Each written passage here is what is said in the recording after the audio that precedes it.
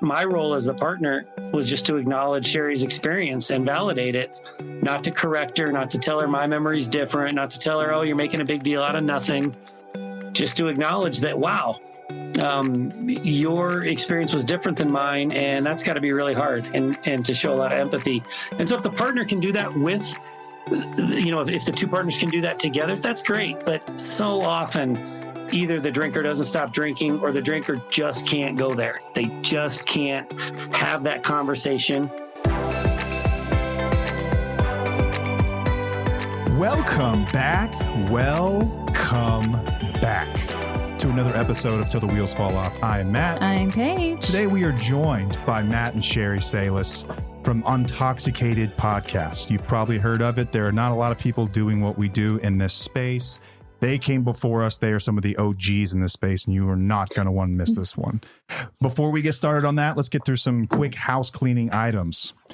Please, if you haven't already, review, follow, tell your friends, give us some feedback on the show. It pushes that stuff up the algorithm so it's more discoverable for people, so that if you've been helped from the show, other people can also get help from the show. Leave us a quick review. Follow it, subscribe to it on YouTube as well. We would very much appreciate that. Oh, also go check us out on Instagram, because TikTok may not be around for very long. I know that a lot of you have discovered us on TikTok, but that may be going away on Sunday. So check us out on Instagram. We are also over there. Head over to our website, twfo.com, to find out everything that you need to know about what we do. If you want merch, if you want to check out our blog and newsletter, if you want to join our free Facebook community, you can get all of that there at twfo.com. That is tufo.com. We just got a new run of sweatshirts in. We've got recovery rocks. We've got stickers. We've got t-shirts. We've got hats. You name it. It's up there. So if you want to support the show, rep the gear. It's a great way to do it. We've also got a course that we built called Independently Strong. You've heard us talk about this. If you want to know how we did it, we've packaged it into a course with a licensed therapist, Dr. Christopher Taylor. It is called Independently Strong. It doesn't matter if you want to stay or if you want to go. This course was built for you. Its goal is to empower you through our process that we call VEER. We will validate, educate, empower, and help you recover. It offers hope to those people that are wanting to move out of a relationship, and also those that want to stay in. It lets them know what real recovery looks like and what you can expect on the upcoming years that you stay together. We're an alternative to programs like Al-Anon. Our aim is simple. We help spouses and partners live a life of their own choosing, rooted in reality. We give you the tools and the understanding to make choices with confidence, not fear, confidence, whether that means repairing a relationship or moving on to a healthier future. You can get 75% off that course using the code WHEELIES75 at checkout. That's Wheelies with an S, 75 at checkout. And lastly, thank you to SoberLink for sponsoring this episode. SoberLink's been an amazing sponsor of our show and of Untoxicated. They are mutual here. And they've been so great to work with. I mean, I tell you, like, one of our big things was, I'm not going to promote anything that we wouldn't use ourselves. I'm not going to promote anything that would try to change the way that we deliver a message. And they've been so great about doing every bit of that. They've been excellent to work with. If you don't know what SoberLink is, think of it as like the world's most high-tech breathalyzer. It uses military-grade facial recognition so that you know who's blowing into that thing. And it's portable and it's sleek, and you can use it anywhere, home, work, on vacation. It does not matter. You can schedule tests so that you know when stuff is upcoming. They are not going to randomly drop one on you. And if something's off, they have a team on standby 24/7. Real people, not just AI that everyone's trying to shove down our throats. This are real people on the other side of this information looking at this data to make sure that it is accurate. They are not interested in picking sides. They are interested in providing the most data, the most accurate data possible, so that you can show sobriety when it really matters. And if you're in any kind of a custody agreement, there's no other way that I would go about it. If my children were going somewhere and I was unsure about someone drinking or not, I would make sure that I had this written into that agreement. It is court admissible in all 50 states and in Canada, and it is trusted by over 200,000 people. It is considered the gold standard in court. SoberLink has been generous enough to offer our listeners $50 off a device by going to soberlink.com/wheels. Again, that's soberlink.com/wheels to sign up and get your coupon. And with that, we are on to the episode. So Matt and Sheri, thank you both so much for joining us. Late night here. We do these a lot. We've never like I mentioned earlier, when we were trying to get the mics to go, never had anyone else stay up this late with us. So thank you. Thank you two so much for being here with us. Well, we've heard in listening to your episodes that this is the typical recording time for you. I don't know how you do it. I don't know if I could hate myself enough to do this every week at this time. I feel like I'm already back to coffee. Like I'm just pretending it's tomorrow morning. Careful with that trick. I've tried that before, and I was up till 6 a.m. He did that recently. It was awful. He drank it at like 5 or 6 o'clock, and he was up all night. I was like, "Are you on something? Like, this is weird that you were up all night long." I knew I was in deep shit like at 1 or 2 o'clock, and I wasn't tired, and I was like, "Well, I guess I'll just keep watching the show then. I'll just keep going." It was weird. Well, so be careful. Caffeine has that effect on me too. So I'm just trying to trick myself. This is actually peppermint tea. Okay, good. And I'm pretending it's coffee, like to keep revved up. Nice. I don't know. Well, the peppermint will keep you peppy. There you go. Okay, so for our listeners that don't know, how long have you two been doing your show, your podcast? Oh, well, the first 8 episodes were me and a friend of mine named Jason. It was actually his idea. It was about addiction and recovery with no guidelines or direction whatsoever. We did 8 episodes. We interviewed a few people, and then he bailed on me. And I said, Sheri, we wanted to interview you at some point anyway. Would you be episode 9? And she agreed to do it reluctantly, and it was going to be a one-time deal. But the reaction that we got to that initial episode with Sheri was so strong that we eventually twisted her arm to become my podcast partner. So we started the Echoes of Recovery program over COVID. So I think that episode was the very beginning of 2020 or the end of 19. End of 19. Yeah. I think it was the end of 19 because you were doing that as we were wrapping up our bakery business. Yeah. Yeah. So 5+ years, something like that. Awesome. And I'm sure hundreds of episodes at this point, tons of content, tons of conversations about this stuff. So you are experts in what we are discussing here today. We have lots of lived experience. I shy away a little from expert, but we definitely have learned a lot through our own experiences, and we've met a ton of people. I know, much like what your experience has been. So it's great to gather knowledge through other people's stories rather than necessarily from reading books. Although I did read a lot of books too. Let's get into the early stages of your marriage and relationship. Let's set the scene a little bit. We're going to spend a little bit of time here just to give people some context. What were the early years of the marriage like? And then how did addiction change the dynamic between the two of you? Well, we always had been drinkers together in college. I always got hungover, and I never understood why. Then the next day he could be like, "Hey, let's go out for drinks, after class and that sort of stuff." So I didn't really understand that at that point that he was not getting hangovers and that he was able to bounce back, and that was just kind of his drug of choice in college. And so I knew it was there, but I think when you are in your early to mid 20s, you kind of expect that bar scene to kind of after college continue. And then you just kind of settle into maturity when you start, not even when you're having children, just when you start getting your like kind of real jobs out of college. So I kind of had the expectation that it would slow down, be a little more regular, be a little bit more like what I grew up with. Like for me, drinking was very social. In his upbringing, his dad had a drink or two every night when he got home from work, not in an alcoholic sense. It was always very controlled. It was very mature, responsible. This is what adults do, kind of marketed to him early on. So when we started living together and we were out of college, we were out of state from our friends and family, I didn't see anything changing. And he met some people through work, and his work was, like everybody says, is a drinking industry. So there was a lot of drinks with customers when he would go out to dinner with customers. The people he worked with, a lot of them were drinkers. And of course, Matt found himself, really befriending like one of the heaviest drinkers in his office. And, then they kind of became our joint friends. And I did approach you about it and was slightly confused and curious about why there wasn't maturity, why we weren't slowing down. And he had a lot of answers like, well, this is just how it is. This is what adults do. And I think already at that point, like even early as in that point, you were saying things like, well, your father was an alcoholic, so you just don't understand what real mature drinking looks like, non-issue drinking looks like.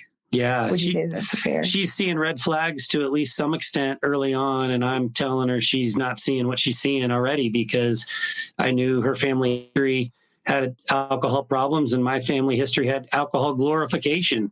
So I was definitely gaslighting and manipulating, not in an evil sense. I didn't know I was doing that. I was just, recapping what our growing up lives looked like. And to me, there was nothing wrong with what I was doing.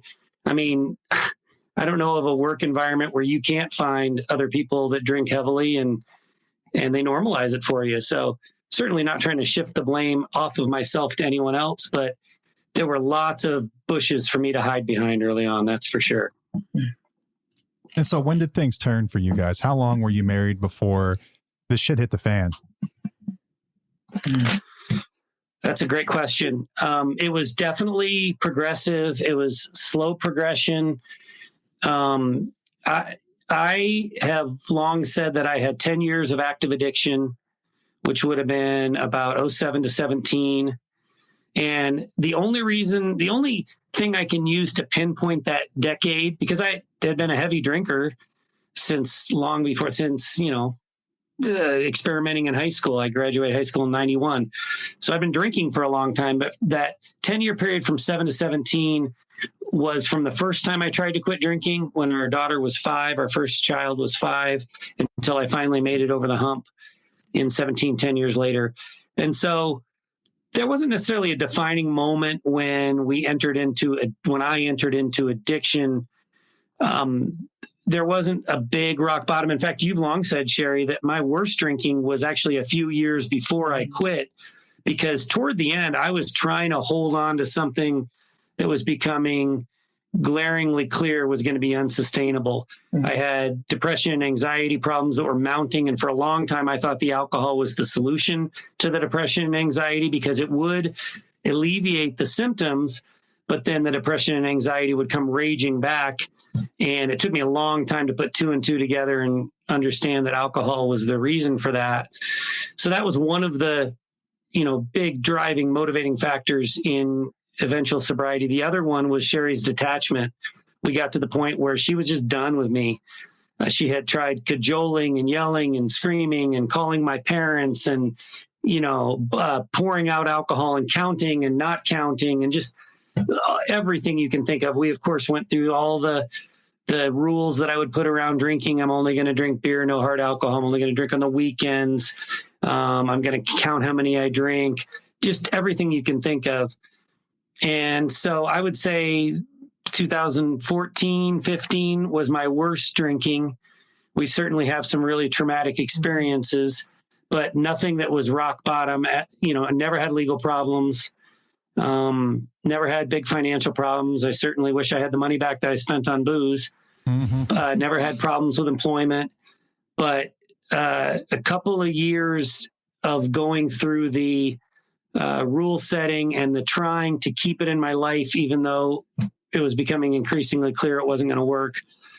Finally, in 17, I was just in so much pain from the depression and anxiety, and from the fact that Sheri had, largely turned her back.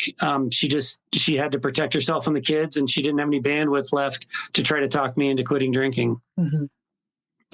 Sheri, did you naturally detach, or was it a process for you? Did you learn it somewhere, or did it just kind of happen?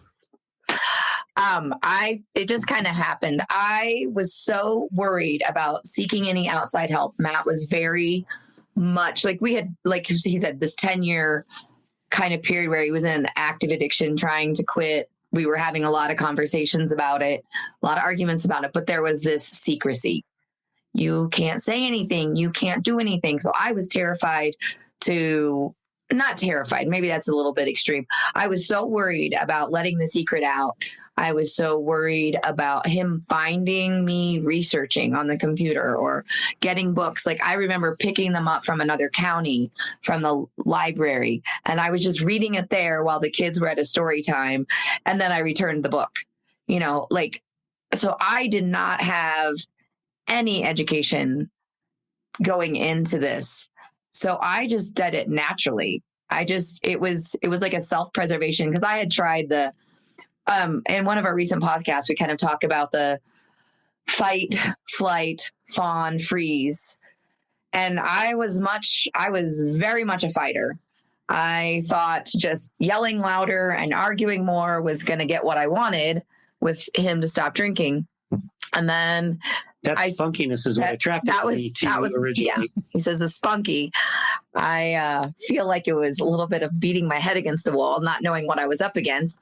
Then it didn't work at all. It didn't work. Exactly. Very attractive. And then I would try to leave arguments, leave a situation that when I didn't want to be around him, but he would follow around to at late nights, to continue the conversation or continue an argument or be with me, even though I didn't want to be with him.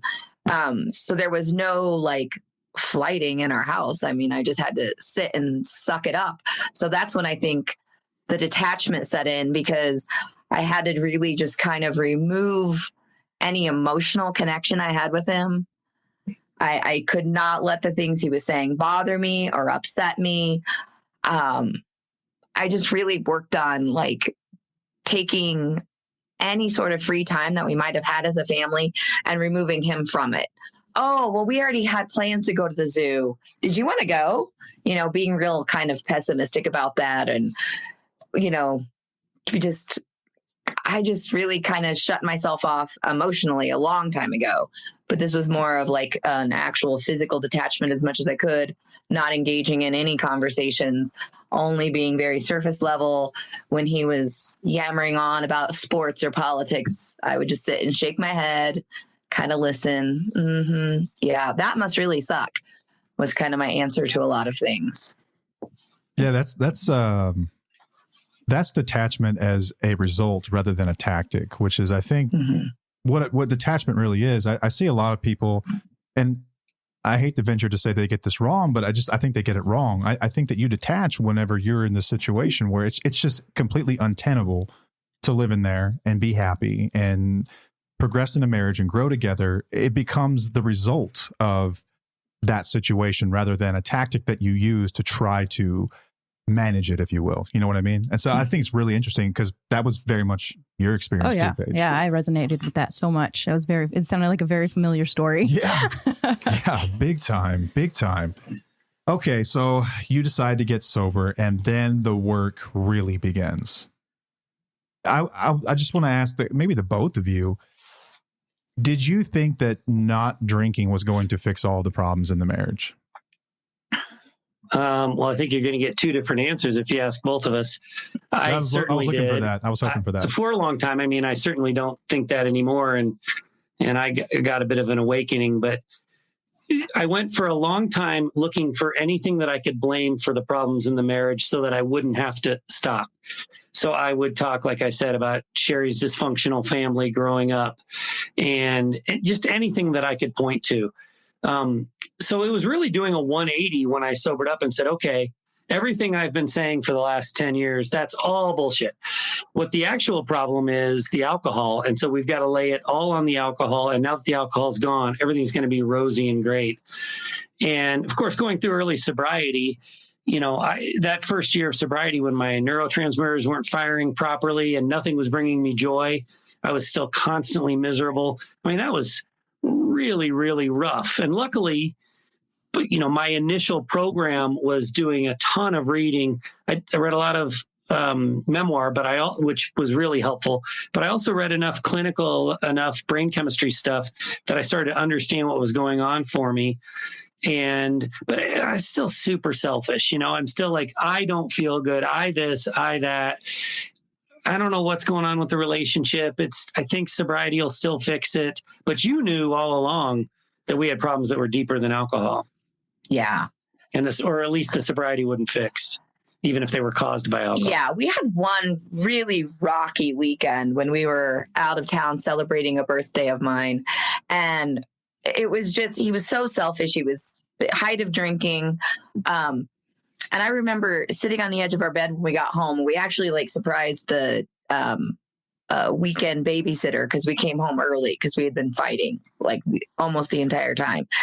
And I remember sitting on the edge of the bed and I said, we have so many more problems than the alcohol. I think we were so immature when we met. So there was communication issues. There was like a lack of respect. And I won't say that it was 100% not alcohol's fault. Alcohol played into that and it changed us. But we needed to work on ourselves and then work on the relationship too, which we found out later on was the best plan of action. But I remember there were just so many things. I could just think of like a million things all at once that I was so dissatisfied with in the relationship.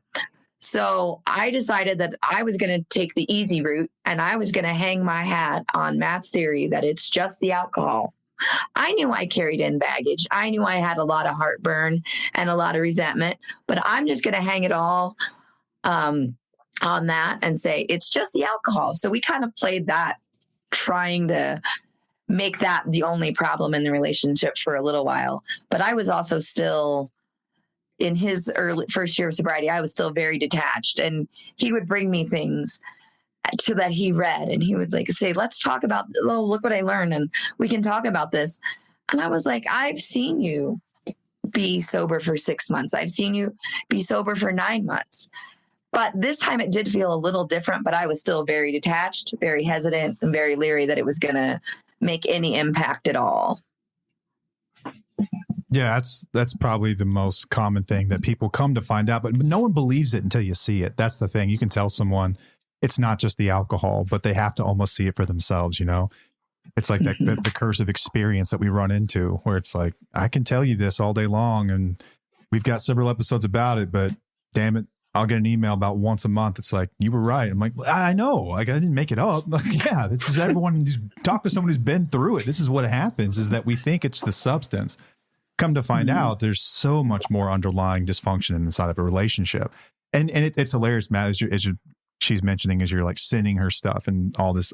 I see this a lot. I think I was probably even guilty of this, like sending her YouTube videos about like, this is how relationships work. And it's like, yeah, you idiot. I know. Like, I'm trying to get you here. Like, it's like a kindergartner comes home, they learn what colors were. And, you know, that's must have been what it felt like at times for her anyway. Yeah. Sorry. Okay. So during the alcoholism, Sheri, I'd like to know about you, your psyche, what you were thinking, what you were feeling, the kind of person you were when you came into the relationship. I mean, and I'm obviously preface all this by saying everyone's human when they enter a relationship. No one's perfect, right? This isn't all just about Matt and how he ruined everything. But how did it change you? How did it change you and your sense of identity being in that situation? Well, I think from like an aerial view, I feel like the biggest thing that impacted me was I felt like I was just nasty. I was just a nasty, angry human. And I don't remember being that way. I remember standing up for myself, being spunky. We both worked at a bar and we met working there. And so he could see me like, you know, lip off to somebody because it was a college bar, almost all fraternity and sororities, like hung out the bar that we were at a Big Ten school. So we were just, you know, always faced with like drunk idiots, always. So he could see me like really kind of banter back and forth with people. And when they would try to like get away without paying or something, you know, for their drink, I would call them on it. So I had no problem like with confrontation or standing up for myself. But I just feel like the anger that started to build in me over the years of being in that like hypersensitive nervous system and walking on eggshells and just wondering every time, is he going to open his mouth? Is there going to be a criticism against me? Is it, you know, and I started to take everything so personally.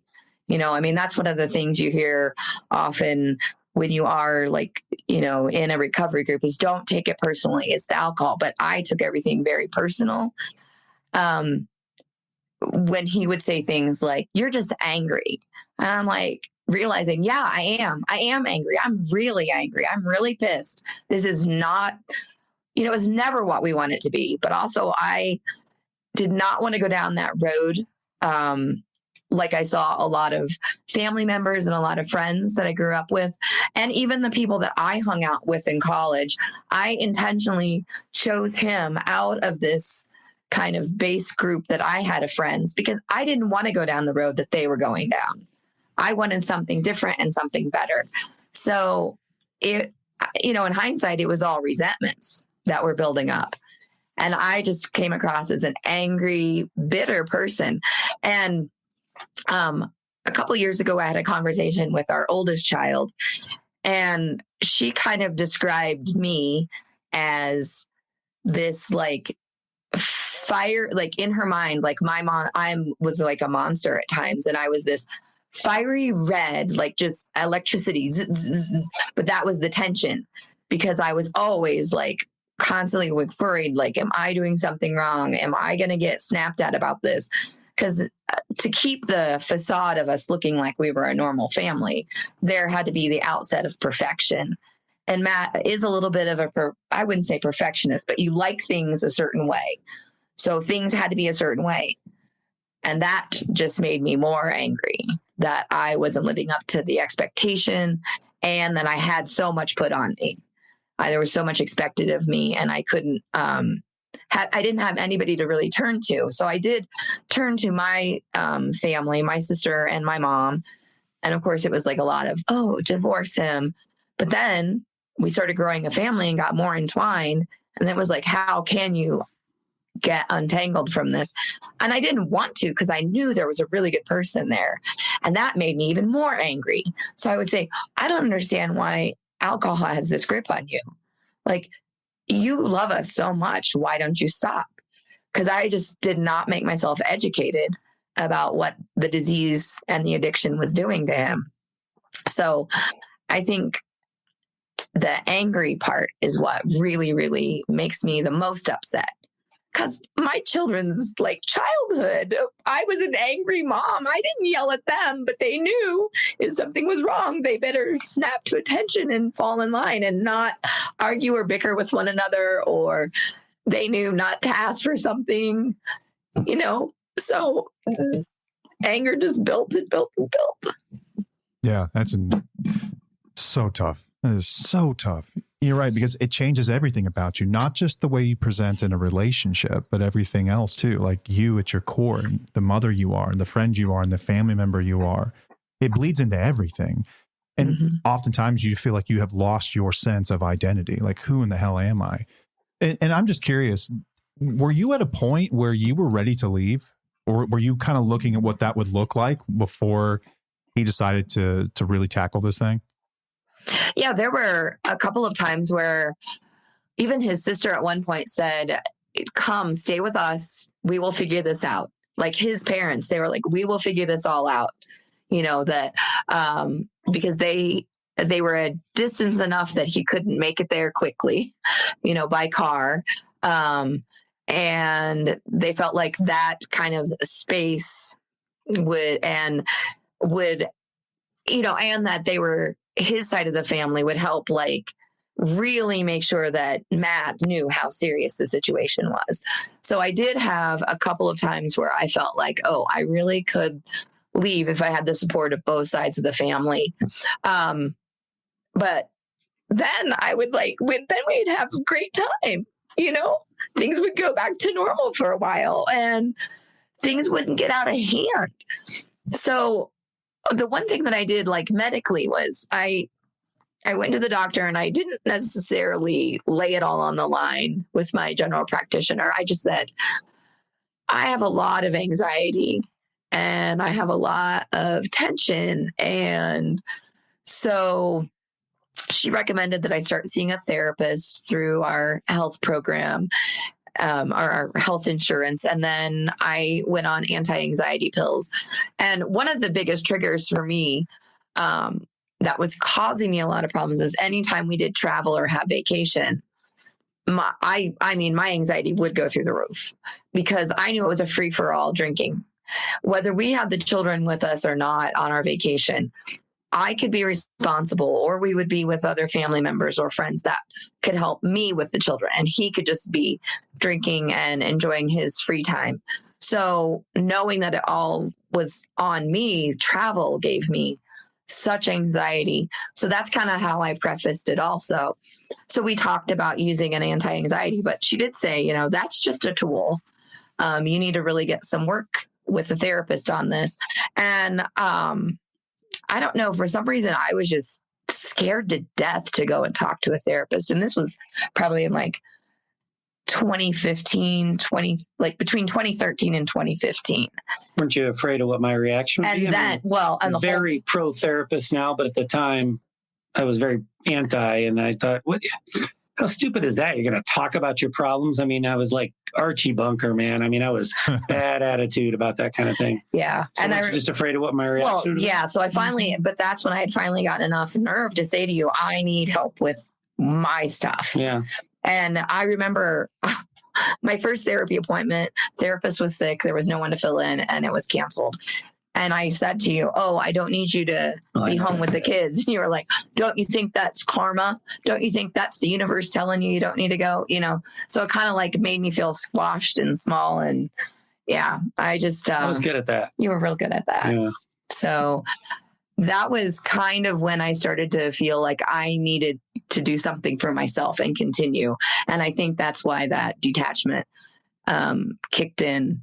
Just because it was the reaction to what was going on that I needed that self-protection. Yeah. And then so going through all that, and I think that sets the stage beautifully for what it's like. And I'm sure that there are listeners all over in their cars right now nodding their heads like, oh yeah, I felt every damn bit of that without a doubt. And then someone decides to tackle the problem. Matt decides, I'm going to do this thing. I'm going to recover. I'm going to do whatever it takes. I'll move heaven and earth. I don't care. I'm going to get sober. And then he does. And at some point, I guess you said it felt different, right? And then at some point it's like, hey, he's got 10 months or a year or whatever it might be. How involved were you in his recovery? Were you, because you said you were detached, were you just kind of like, dude, do whatever, I'm kind of done with you? Or were you involved with it? Did you cheer him on? Were you supportive? Or were you just like, I don't even give a shit anymore? More on the I don't give a shit anymore. You do you. If I knew that phrase back then, I would have said, you do you. I didn't want to hear anything you were doing, what you were doing, what you were reading, what you were listening to. I didn't care. You just got to figure you out. That's kind of how I felt. Also, I just didn't want to be disappointed anymore. And during some of those times, especially the first few months, and I wouldn't say we were not arguing, but you definitely have this like a more meek and more humble sort of attitude most of the time. And sometimes I would get really aggravated again. Remember, I was feeling real angry all the time.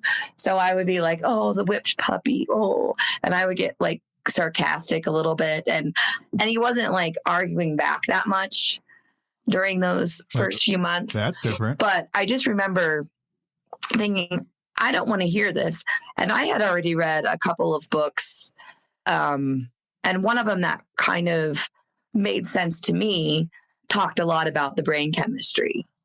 And so then when he started reading that, I felt like I could share with a friend of mine who was in a little bit of a similar situation.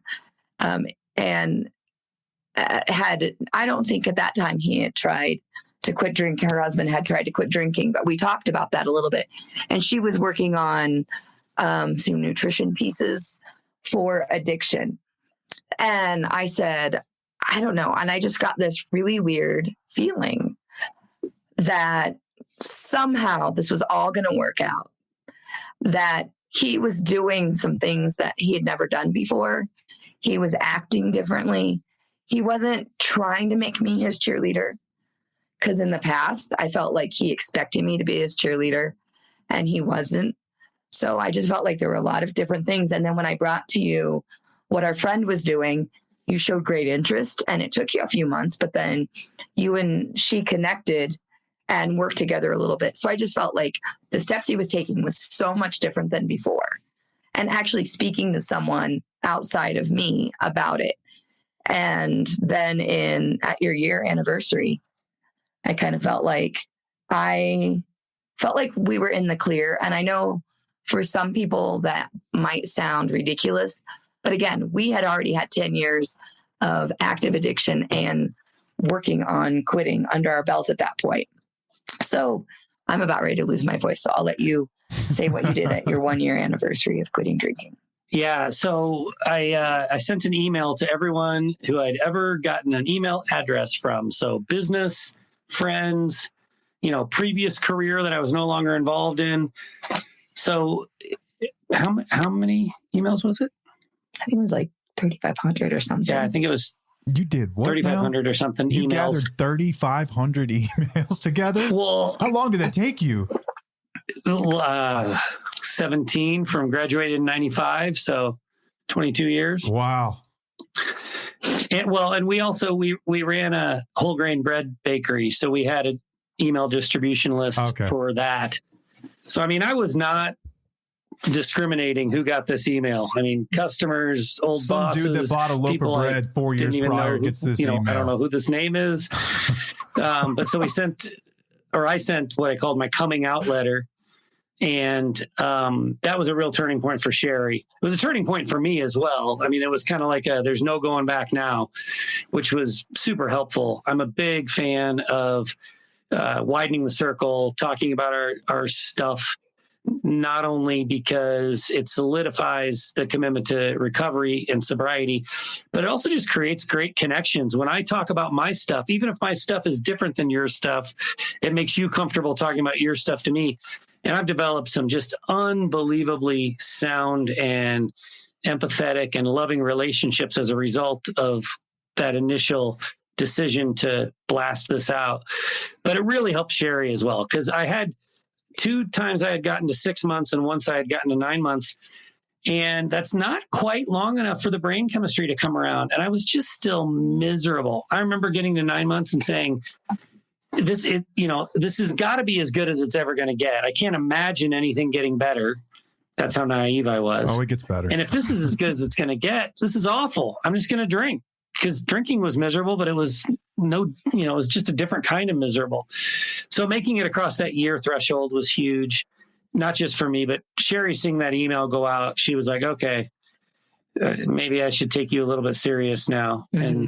And started to, the freeze thawed just ever so slightly. Yeah. And after that email went out, I had probably like 5 or 6 people reach out to me that was just curious how I was doing, how they had no idea this was going on. And then I had someone say, oh my goodness, like I knew this person. We had interacted at the elementary school for years and said, yeah, I'm living the life that you've been living. And I was just pissed to find out that her husband was an alcoholic. And that's when I think we kind of started talking about the echoes, because I was like, oh my gosh, this person I've known, I haven't been super close with her, but I like cried, I bawled, I was angry for her and her situation, because I just felt like it was so much worse that somebody else had to go through this than me, even though I'd been living it for 20 years almost at that point. But I think that really helped me, because having people that were coming out in support of me and, conversing with Matt, reaching out to Matt, making sure he was okay, making sure the family was okay. And then again, opening up and sharing all the stories of people that they had in their lives, whether it was their daughter or their brother or their parents or their husband and wife that were alcoholics or had some other form of addiction, just kind of made us feel like things were on a different track now. Did you ever go to Al-Anon? I did not. So you recovered on your own, and Matt, you didn't use 12 steps either to get sober. You carved your own path. Yeah, that's right. my opinion has changed dramatically from my early days. I was pretty anti 12 steps originally, pretty anti AA for a variety of reasons. Didn't like the dogma. I was a very spiritual person, but I didn't like the kind of conflict about the higher power that existed. And the more I learned about brain chemistry, the more I felt like that was really important. And it isn't part of AA necessarily. It isn't part of the big book. And so I like I said, I was pretty anti-AA originally. Now, my opinion has changed dramatically. I think, the more tools that we can throw at the recovery community, the better. Some people might really relate to my path, and that's great, but others won't. Some people are going to do great in the rooms of Alcoholics Anonymous, and they're going to do great in the 12 steps, and others won't. And I think, acknowledging that and acknowledging that that there needs to be many, many different paths to long-term and sustained recovery, I think is really, really important. So rather than throw stones from one recovery plan to another, I just embrace them all and say, hey, and we have people all the time that try our Shout Sobriety program, and, and maybe it's not a good fit for them. Much like I'm sure what you guys would say, don't give up. There's something out there. Yeah, try something. If this wasn't it, something else will work for you. Absolutely. There's a path for everybody. And the beautiful thing for the alcoholic or anyone suffering from addiction directly firsthand is there really has been an explosion of options out there for help, well beyond the 12 steps. It's the area that we're really focused in, and I know you two are as well, the support for the partners and the loved ones. That's still an area where a lot more support is needed. And so that's where we kind of gravitate in that direction, because there's a bigger void there. There are fewer programs out there. So I know you didn't do Al-Anon, but so I did. It was about 3 years in when you went to therapy. Yeah. So I had a personal therapist that also had his own addiction, and his ex-wife had her addiction. They were both alcoholics and drug users. So I had him helping me from both sides of it. So I really started to develop a lot more empathy for what Matt had been going through and what he had suffered from, because I was hearing what it's like from someone who was an addict. And I was getting a lot of help through.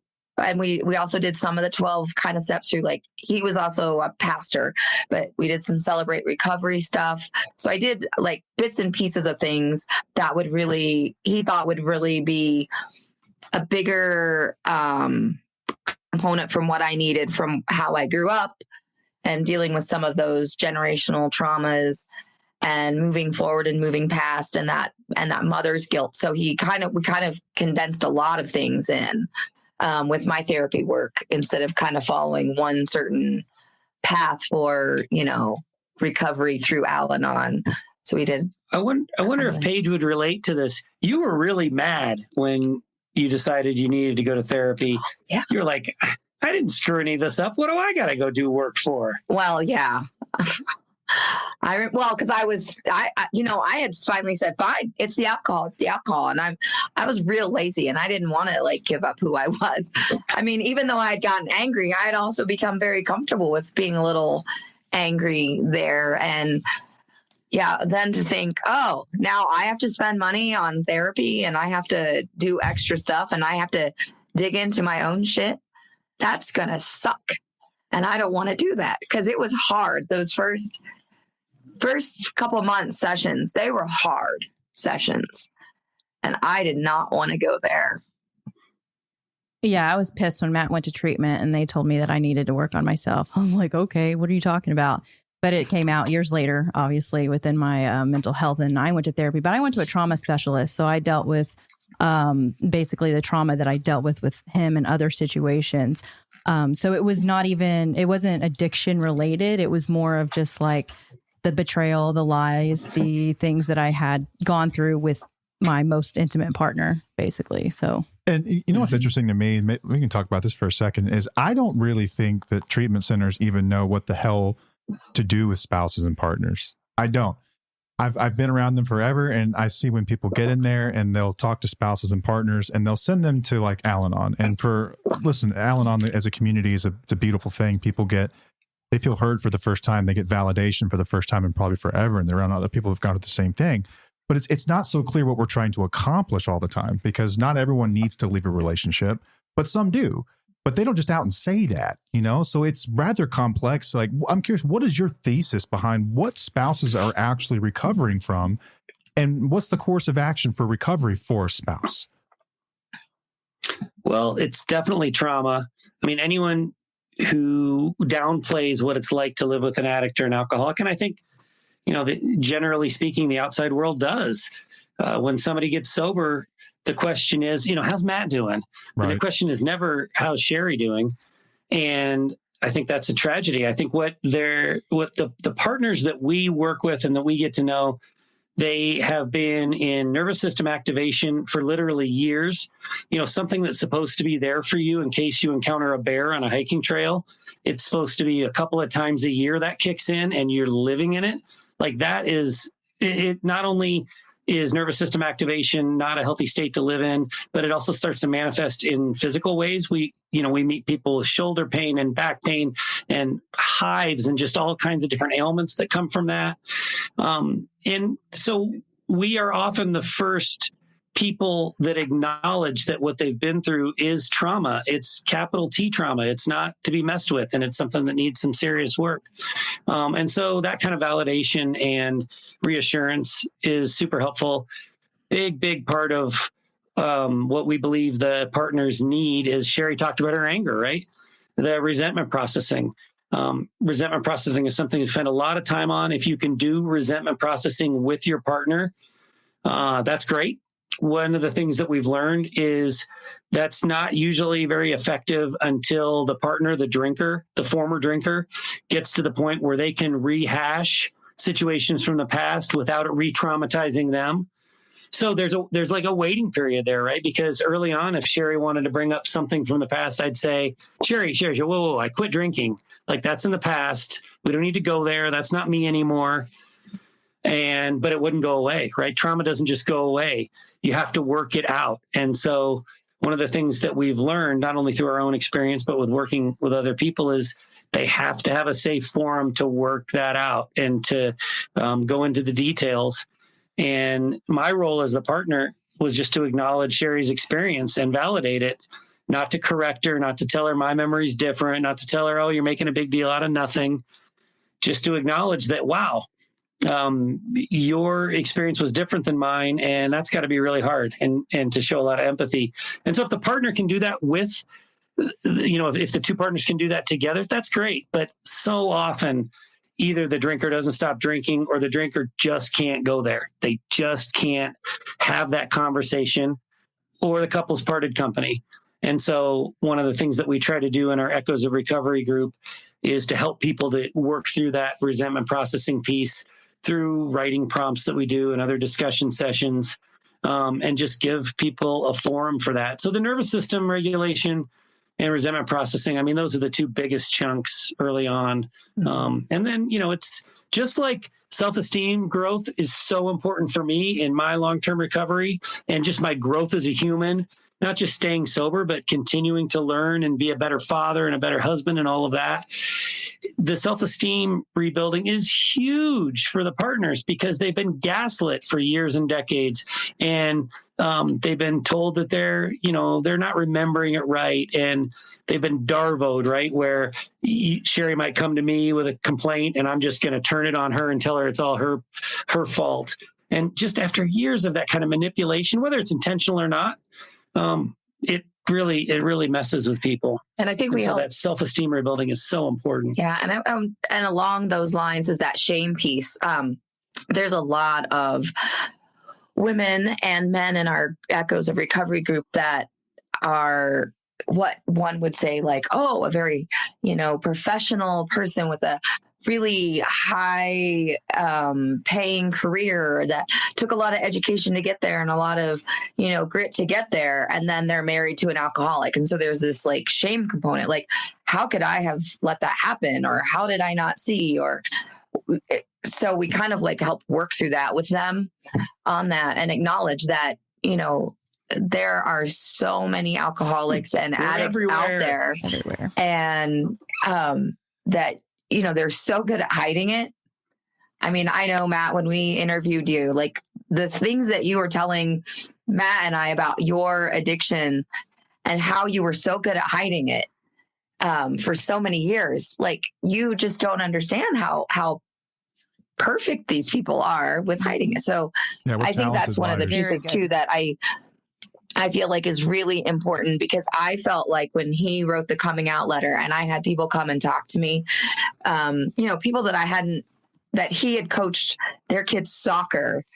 And, and she came to me and I hadn't seen her in 6 years, and we went on a walk, and she was telling me and she was kind of reminding me, there is nothing to be shame-filled about. I hope you don't feel embarrassed by this.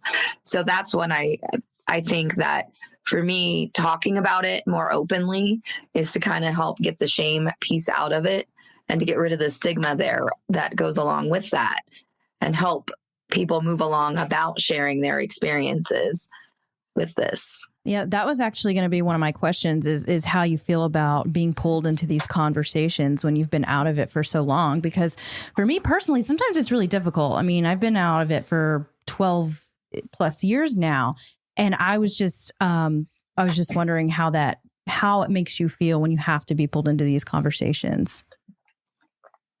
Well, sometimes it's really hard to kind of tap back into those emotions and kind of walk with that person. So the very first thing I try to do when I am pulled into those conversations is just to let them talk and have the space and have a good listening ear. And I am a bit of a crier, so I will hear their story. And even though I'm not having any emotions from my past, I feel so bad for them. I'll start to cry. And then it kind of makes me remember, oh shit, I went through this. I know how this person is feeling. And I try really hard not to give out any advice, just say, oh, I completely understand. But sometimes it is very taxing, because I do want to move forward. I want to continue to be growing and learning and appreciating the life we have now.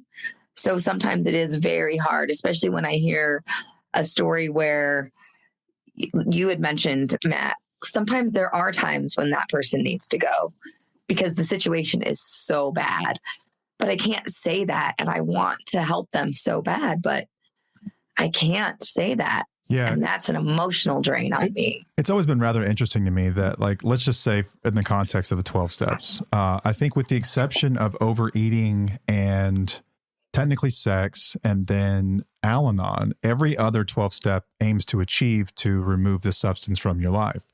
But with Al-Anon, they don't really say that's the goal, is to remove the dysfunction from your life. In some ways they teach you how to live inside the dysfunction. And it's always been kind of interesting to me that was the goal seems so unclear, because you're right. As another couple that works in this, it's not our job to tell people to leave. It's our job to empower people, to build them up and to rebuild their self-esteem and their nervous systems and everything else, and get them back on the track where they can learn to make decisions for themselves and what's best for them.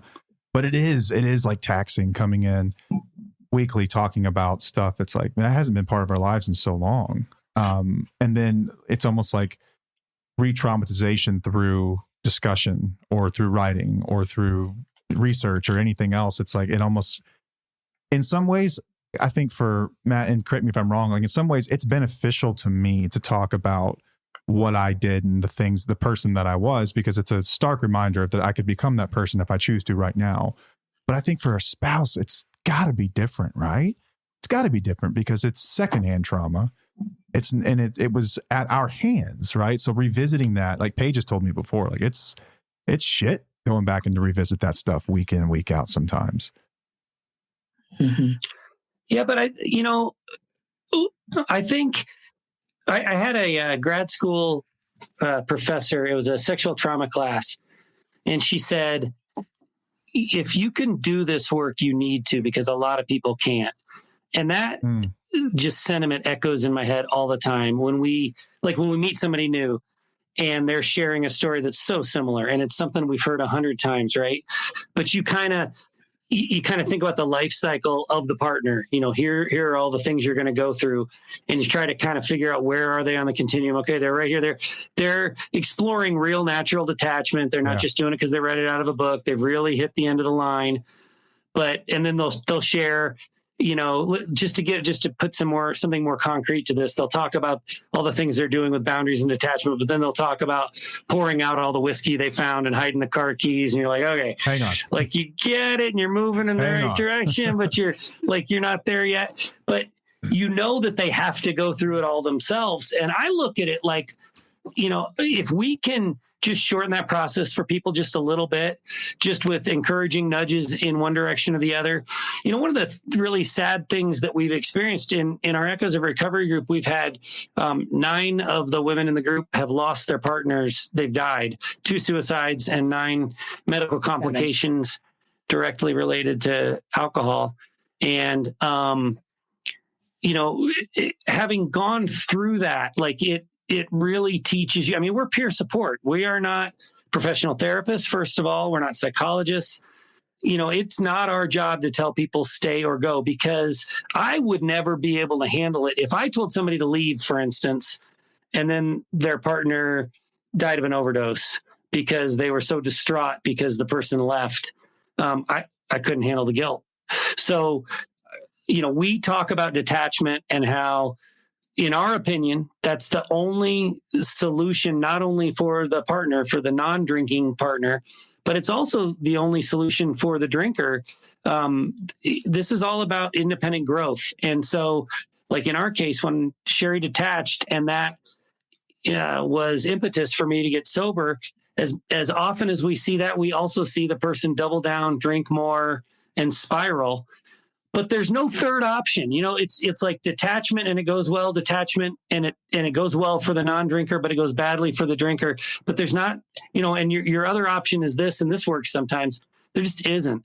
And so we try to guide, we try to give experience, we try to encourage without saying, thou shalt, because I'd hate to ever give advice and then have that go bad and then have to live with the consequences. So I guess that's a way that I continue to be selfish. I just don't want to live with that kind of, guilt. No, and you're absolutely right. People have to learn on their own terms in their own time, or else it doesn't do any good effect to them. You could tell them exactly how the story ends, and it doesn't matter unless they learn it for themselves. I've been reading this Douglas Robertson, I think is the guy's name, book called Think Like Socrates. And there's this quote. He says, following someone else's moral or psychological guidelines is like following the directions to get through a forest. It only works until you get lost again.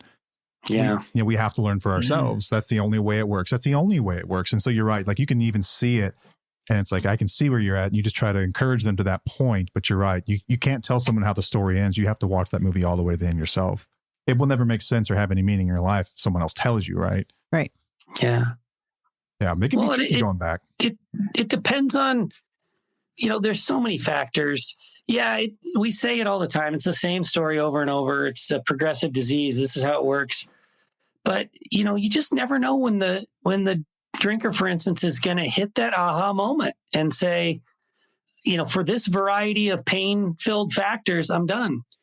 And for some people that day comes, and for some it doesn't. So the actions taken by the non-drinking partner, you don't know how the story is going to end. You just really don't. And so pretend, we can live our lives and be an example.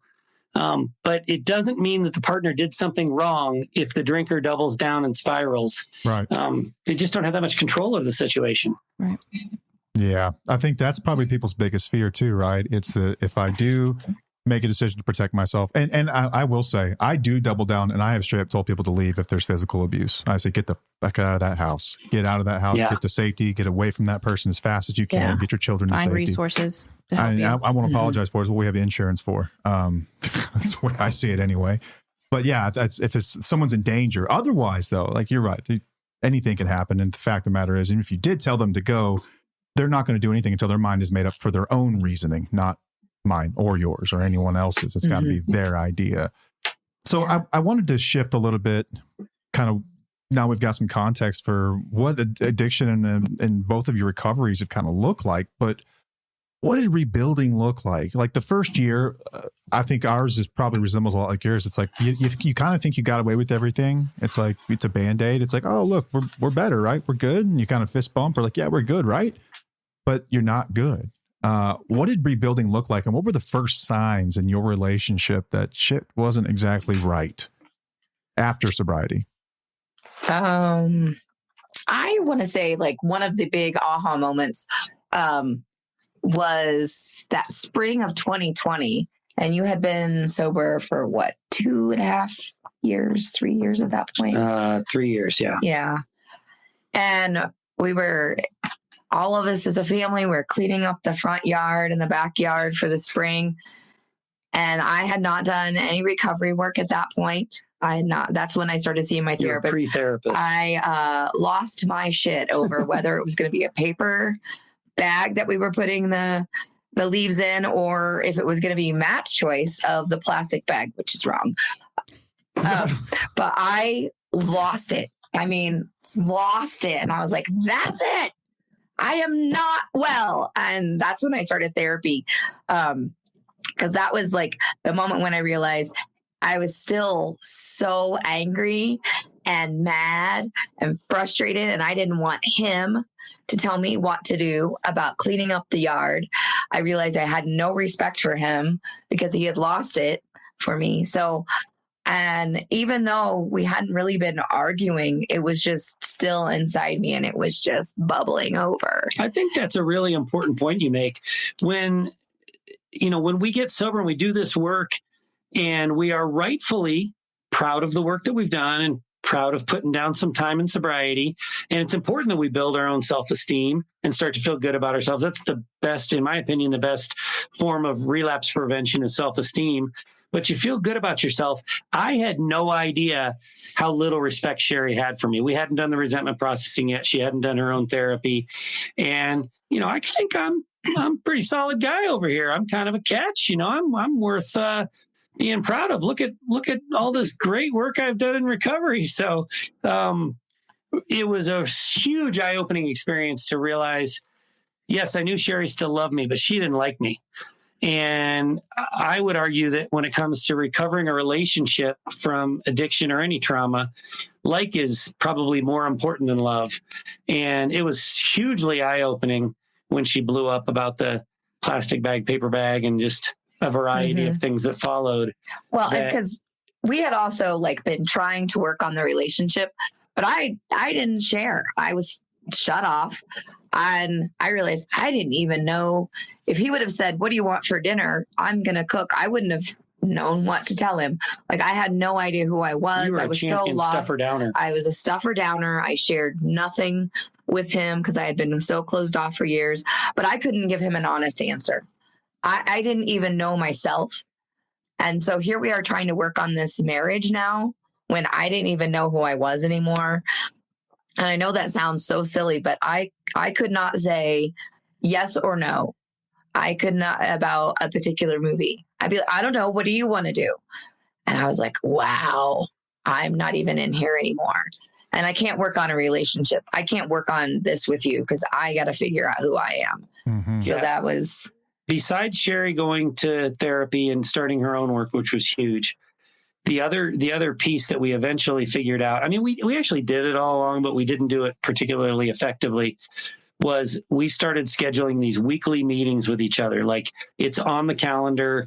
We're going to respect each other's time, just like you would a business meeting or anything else. And they were weekly, and they were for the purpose of resentment process. We actually still do this to this day. Sheri gets to share something that's bothering her, and I'm doing my best to be a good listener, show empathy, respect her experience, and not tell her why she's wrong, not try to fix it, just be a good listener. And she, in turn, does the same thing for me. I can share something that I feel resentful about or just something that's bothering me, and she's a good listener and shares empathy for my experience. And it was a huge turning point because it allowed Sheri to start to work on all this pent up anger. So besides the individual therapy she was doing, that was our initial foray into relationship work. And, it was just vital, absolutely vital. Mm-hmm. Did you two stumble across that process through literature, or was this some just common sense thing? We ought to really discuss this stuff on a regular basis. It actually started, I played in an over 30-year-old men's indoor soccer league on Thursday nights. And one of my English teammates, really funny guy, he talked about doing this with his girlfriend. And I came home. This is when I was still drinking. And I came home and I said, Sheri, this is a great idea. We'll do this weekly meeting thing. And so we literally did this for years. And it was just like beating your head against the wall. We were getting nowhere. We would correct each other. We would start out as us sharing something that was bothering us. Pretty soon we're like two cats on the porch just clawing at each other. I mean, it was awful. So we did it wrong for a long time before we finally figured out how to do it right. We still kept doing it. But we kept doing it. And it was just a old soccer buddy of mine that originally put the idea in our head. Yeah. So going through that, this is kind of interesting to me. Going through that process and like early on recovery, like the first, let's say 90 days, Matt, did you have a good idea of what she was even resentful about? And then on the flip side of that, did you have a seat at the table immediately to discuss your resentments, or was it like, you don't get to say shit, you sit here and listen to Sheri for an hour and you get to go to bed? Is that how it worked? Or was it like, did you feel like you had more to apologize for than you had to bitch about? Yes. I'm glad you used the word apology, because I think that's a really important part of this. That's tricky. What we see is that different relationships go different ways as it relates to apologies in the moment. I was a big apologizer, right? So I'd go a couple weeks and everything be fine. And then I'd have a big weekend and I'd overdrink and I'd cause chaos and I'd say stupid things and I'd stay out too late and I'd call names and I'd do all the stuff. And originally I'd blame that on Sheri. And then after, maybe the next day I'd start to come to and I'd be like, oh my God, I can't believe I did that. And I would start apologizing. So Sheri had been through these cycles of massive apologizing for me that were followed by repeated bad behavior. So she was done hearing me apologize. The apologies were empty and awful. We do meet a lot of couples where the Sheri in the relationship never got apologies along the way. And they are desperate for the apology at that point because they've never heard it. But I think the majority of the cases that we know are more like us, where these empty apologies have just been painful.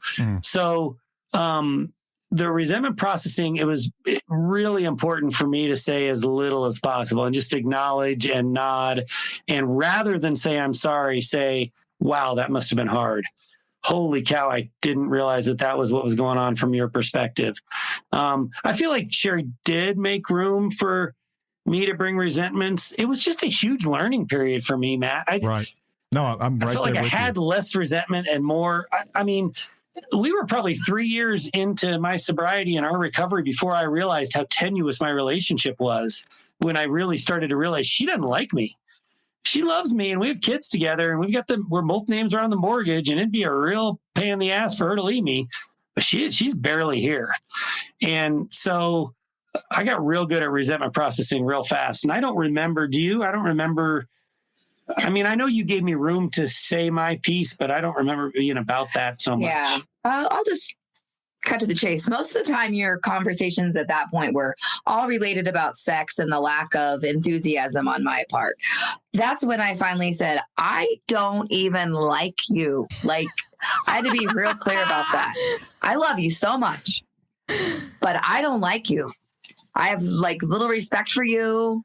I know you've accomplished this sobriety. You did and let's just remind everyone, early sobriety is very selfish on the addict's part. Yep. There's a lot of attention. So I was still second fiddle to the addiction. So I was, for the first year and a half, 2 years even, I felt like we were still all worried about him. So I think during the therapy process that I went through, it was kind of helped me to share with my therapist what was going on. And then I realized when we were doing these resentment processes, what I needed to do was I needed to have him help carry the burden of the memories. That maybe he doesn't know what happened, but this is my my perspective of what happened on these big traumatic events. So I kind of started sharing it like that. And I think that's one of the reasons Matt said he didn't say much, because he didn't really have a memory for those. And he also when I think I said, I just need to share this burden with you because I'm carrying all this. And that actually is a big resentment, having those memories locked in me and causing trauma. So to release those, I think, and seeing the way he reacted and responded, or the lack of response, helped a lot. And I even was very clear, I don't need an apology for this because I've heard enough apologies to last a lifetime. And I don't even know if I believe any of your apologies. So I think we got over that hump pretty quickly. And then I guess your conversations during our resentment processing were about sex. Sex has always been very important to Matt in the relationship. And we continued to have sex during the addiction, but it wasn't satisfying. He was feeling that I was checked out while we were doing it. So he was trying real hard to build a relationship that he didn't even know really had no foundation.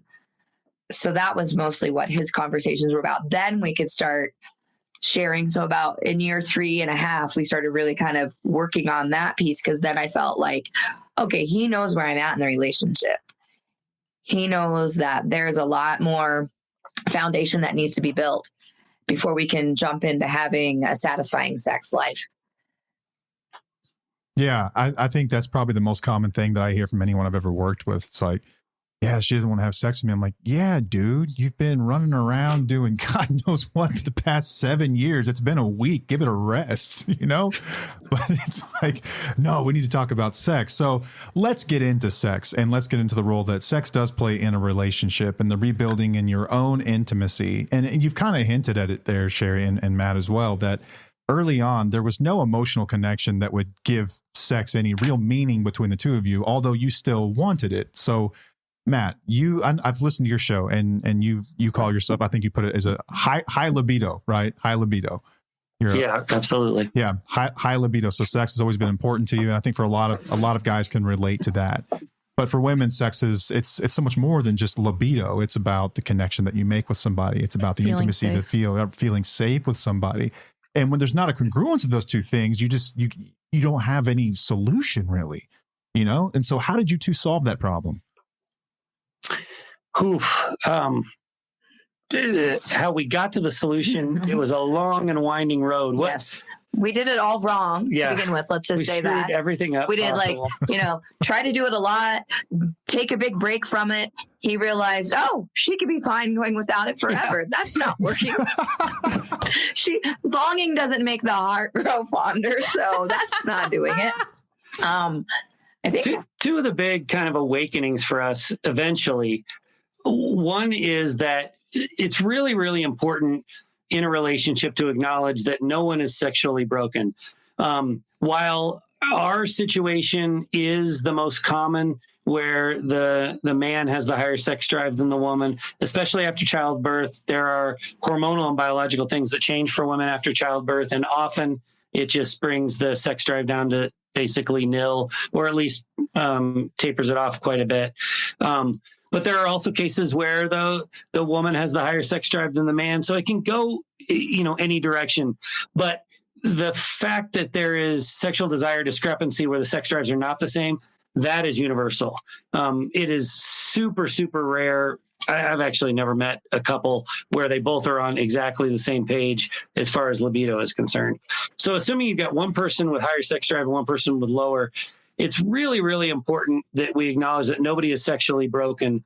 And so what that manifests like in a relationship is, for so many years, Sheri thought I was just a horny little teenager running around, and all I could, I just thought with my crotch all the time, and it's the only thing I cared about. And I thought she was a selfish prude who had turned her back on her wedding vows, and, wasn't fulfilling her end of the relationship responsibility. Those are like just toxic belief systems to have. And so we had to come to a really powerful and healthful and empathetic understanding that I'm not broken and neither is she. Low sex drive, high sex drive, these are normal conditions, normal biological and neurological conditions for people to experience, and they change over time in a relationship. And the very worst thing we can do is be mad at each other because we aren't aligned. You're just not going to be aligned and that's okay. So that was a huge kind of first step. The other big piece that we had to understand that we share with a lot of people is that obligatory, you're my wife, so you have to, sex is, it's toxic. It does all kinds of damage to relationships, and it's not the way to go. So the first thing to do once you've acknowledged those two kind of ground rules is to really work on first emotional safety and then emotional intimacy, because there's usually at least one partner for whom emotional safety and then that can build toward emotional intimacy. That is really the key that unlocks the potential for physical and sexual intimacy. I had it all wrong for so long. Like I would say, hey, Sheri, let's set the mood right. Let's play a little music. Let's, get the lighting right. Everything will be perfect. And then once you get into it, that the physical side of it will kick in and you just love me so much more and you'll feel so much closer to me. And I just had it backward. I just had it wrong. The physical intimacy, and Sheri, I think you'll acknowledge that our sexual relationship is better than it's ever been by like a long shot, but it has to build from the emotional intimacy first. I can compartmentalize. I can, have a bad day, get in an argument with Sheri, jump into bed, and I'm still ready to go. And that does not work for her at all. The emotional safety piece and the emotional intimacy piece, it has to come first in order for it to be meaningful. Yeah. I don't want to put words in your mouth. Are you okay with everything I said? Yeah. Yeah, I saw a lot of nodding. And I know, Paige, you were shaking your head and you said the emotional safety piece of it. That I didn't realize like that was holding me back. Also, we had to educate ourselves. We had to educate ourselves on our own bodies. Like we are in our 50s. How did we not know any of this? Like some of this stuff is just things that you don't even like learn in life or in sex ed or in health class. K through 12 sex ed is very penis centric. There's not a lot of clitoris, education going on. Yeah. And there should be. Yeah. So we like really kind of educated ourselves with some books and some podcasts and some readings just to kind of like also kind of make it not feel like it's dirty. Cause I kind of felt like it was dirty when I wasn't emotionally connected with Matt and having sex, and I was feeling very much used and like I was like, not worthy of the kind of feelings and the love that should be there when you're in a marriage and a long-term relationship. So I think that was part of it too, was the education piece on the book that we read. Yeah, a great book called Come As You Are. Is it spelled like I think it by is? Dr. Emily Nagoski. She's one of my heroes. Yeah. Can't recommend that book enough. Yeah. So we kind of worked through some of those pieces and then just had a lot of long, hard conversations and really embarrassing conversations. Long and hard. Oh, funny. See, he is a teenager. I was going to ask how is the title of that book spelled? It's COME. Oh, but there is a picture. It's got a zipper and it looks like a vagina on the front. We got a copy right here. Well, it's right Here's next our book. to you. Of course We have kids in the house. So Sheri put contact paper over the cover of the book so the kids wouldn't see it. Sorry. That's epic. That's epic. So yeah, I think what you two identified is what, a lot of couples with some maturity and some real knowledge about each other and about the way that relationships work and what sex really works is that it's not only do I think it's really not, I'm not even sure if people should be getting together if there's not some kind of emotional intimacy there in a marriage, especially after addiction. But this seems to be where people fight the most. I see this all the time in our community. It's like, all he cares about is sex. All he cares about is sex. Does he not know how badly he's hurt me?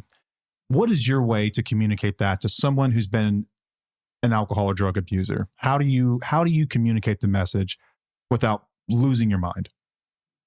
I think the biggest thing is differentiating between emotional intimacy and sexual intimacy and really breaking those into two separate categories.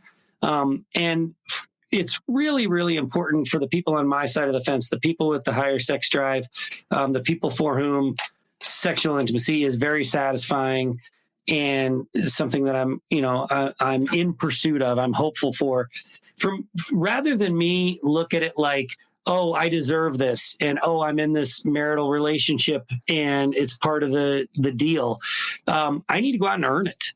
And the way that I go out and earn it is by creating an emotionally safe environment and then investing the time to build the emotional intimacy that will eventually lead Sheri to, like, her libido's never going to get to mine. And that's not the point, but we can get to the point where she values and respects me enough that she thinks that the thing that I need and want is, I've earned it. It's a respectable thing to pursue sex in a relationship. But first, I used to think, oh, she needs emotional intimacy, I need physical intimacy, whatever, we're different. I didn't understand. No, there's a very distinct and important order that this needs to go in.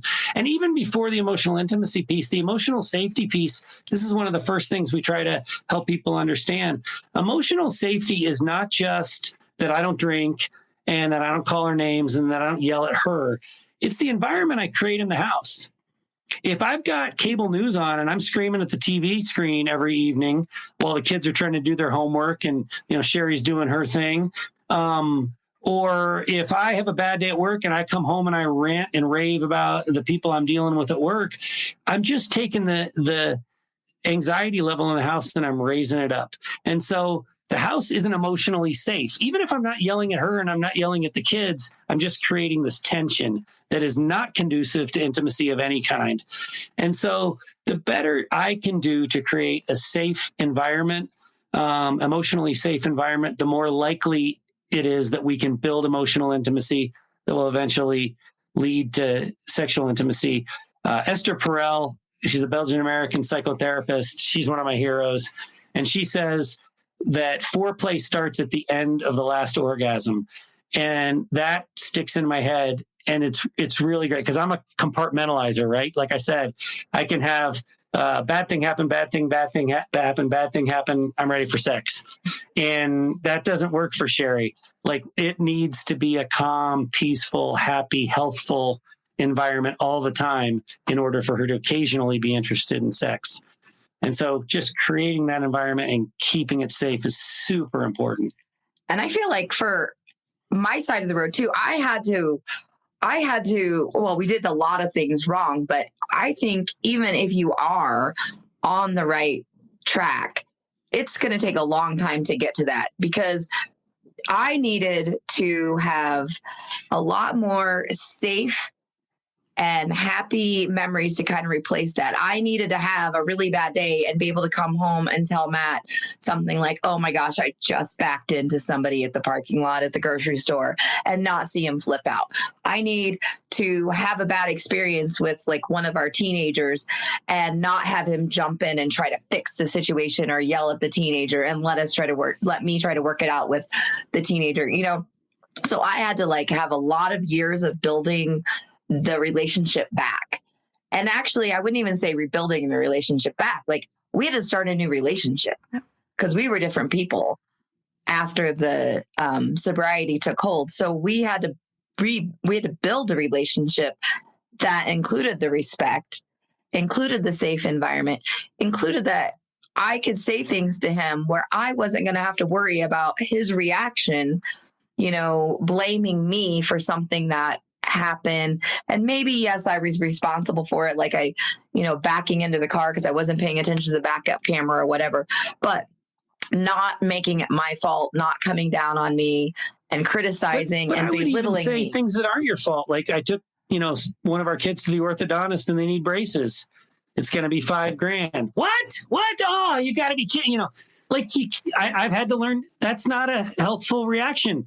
Even though I'm not blaming her wigging out on some news that she brought to me, that is a no-no.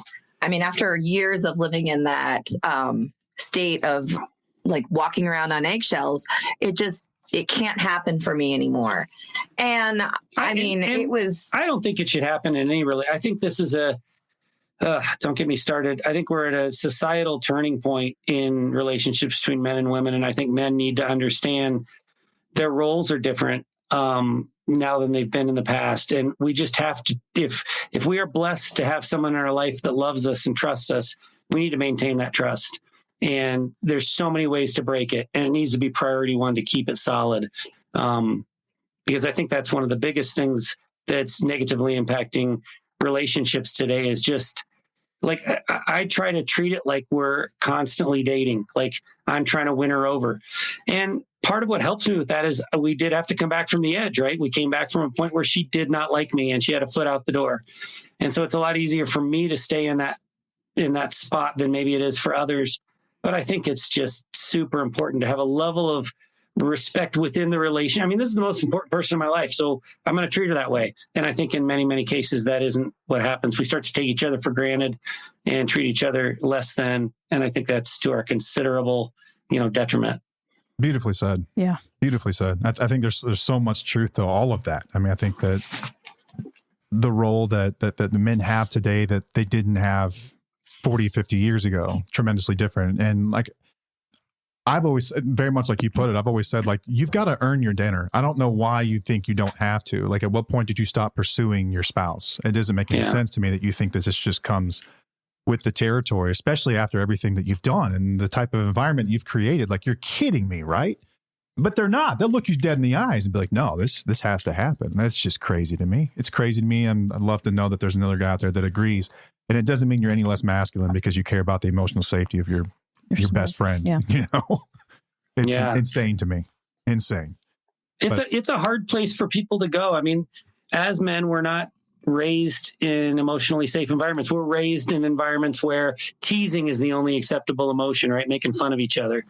And, that's just got to change. We've got to be more emotionally rounded. If, we're in a society today where women don't get married because they need the financial security of marriage.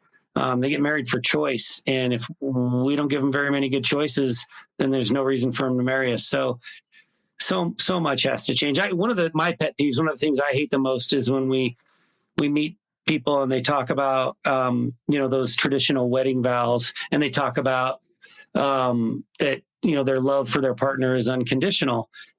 I think marriage is the most conditioned relationship that there is. I mean, we chose each other. There were the attributes that Sheri had that I picked, and she picked attributes about me.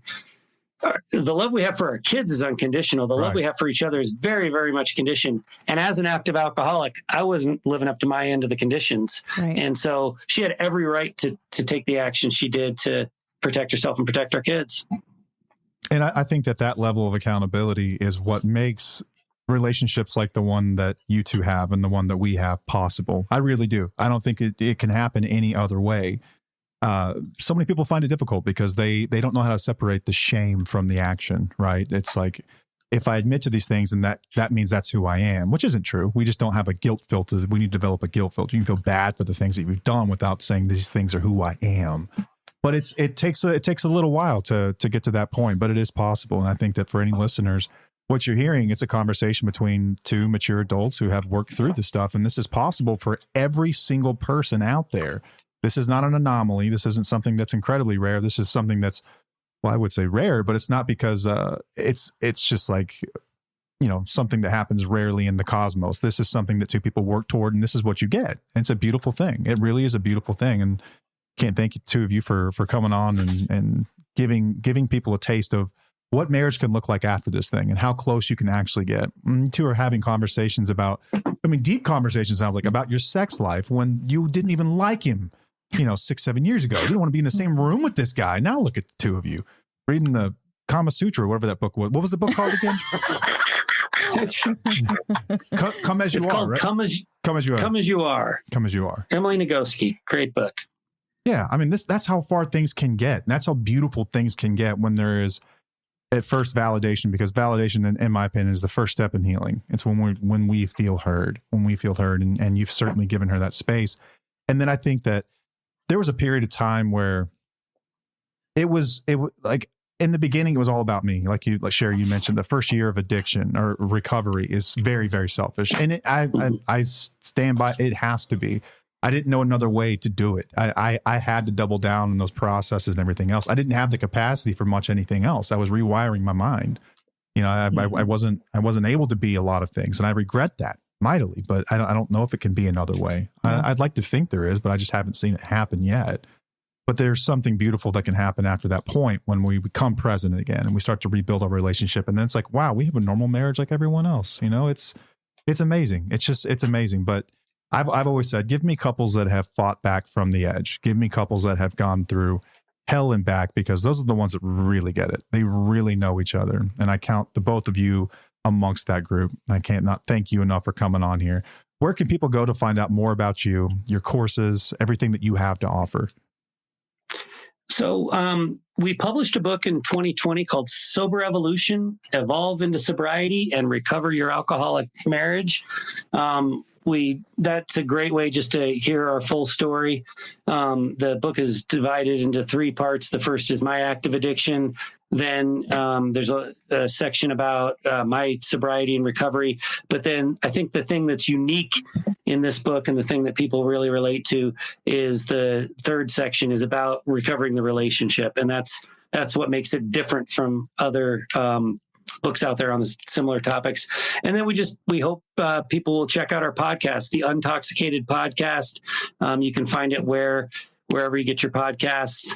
We actually I don't know when this episode will come out for you, but we had an episode that came out on January 13th called Sex Talk with Nikki. So if you like the fact that we're willing to go there as it relates to emotional and physical intimacy, we have a great guest on who has had a similar but different experience in her marriage, and she just laid it all out there and talked about some really relatable stuff. So we hope you'll check out the Untoxicated Podcast. Yeah, please do. If you guys have not listened, check out the podcast. Sex is a topic they specialize in. That is sort of, is it fair to say that's your niche within the niche within the niche? Yeah, I just finished a master's in sexual health. So there you go. And we've got 2 research projects about intimacy underway. So it's become a bit of an academic pursuit in addition to peer support and in our own personal experience. One of the reasons I went down that road is we found it to be, we live in a great time. People will talk about their experiences with addiction. Often the conversation would kind of dry up at the door to intimacy. And so I felt like I wanted a little bit more formal education so that people would feel comfortable talking about it with us. And that's actually exactly how it's played out. So it is, in fact, our niche. Very cool. Very cool. Well, thank you, too, for coming on here this late night session with us. I think this will be the first of several episodes that we have with you over the years, and cannot wait to have you back on again. And that's all we've got. So until next time, I am Matt. I'm Paige. And we'll see you. Bye.